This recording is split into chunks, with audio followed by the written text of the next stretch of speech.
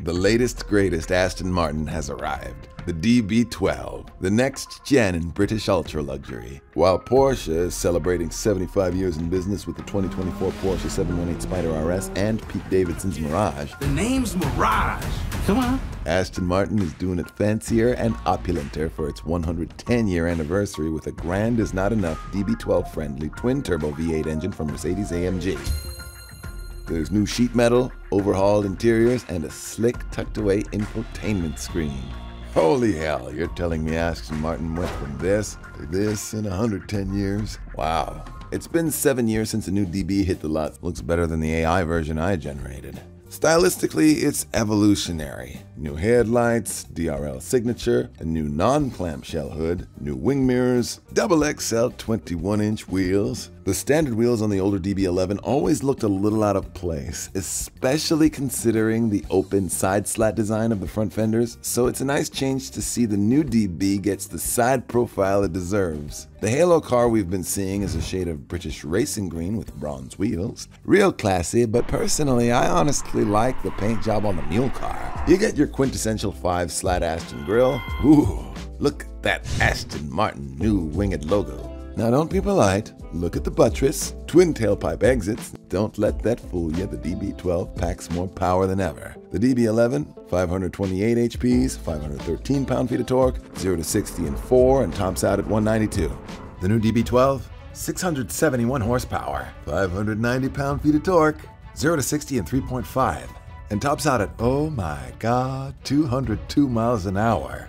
Thanks Mercedes for the engine. It's not quite doing Vantage numbers, but the DB12 is supposed to be a grand tourer at heart. The biggest change on the new Aston Martin DB? The interior. Modern infotainment systems, finally. No more old-gen Benz infotainment systems. Aston Martin's specific skinning will be over the latest MBUX infotainment system, along with proper British accents for the voice assistant. The central entertainment tunnel harks back to the original DB's waterfall cascade design. Even better, the large touchscreen is tucked away on the bottom half of the center console, with plenty of physical buttons. You can see controls for the dual-zone climate control, stereo volume, ventilated/heated seats, adjustable dampers, exhaust valves, lane keep assist, and much more.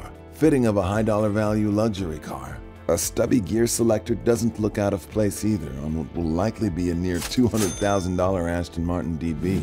The most recent new DB before this one was the 2016 Aston Martin DB11, making it the oldest car in the Aston lineup. It popularized the all-aluminum body structure and was the very platform every single new Aston Martin Grand Tourer has been built upon since, even the DBX. Okay, except for the carbon tub Aston Martin Valkyrie. There was the DB10 that was made just for Bond and Spectre. Before that was the Aston Martin DB9, which was the one car in the lineup that basically every other Aston was built from, having debuted Aston's V8 platform, which featured an aluminum-intensive space frame and carbon fiber central tunnel. There was no DB8 because Aston Martin feared the name would suggest that the car was equipped with a V8. Wow, I could have had a V8. By that logic, it is kind of weird that they're calling this new car DB12 despite the fact you can't get it in a V12. Well.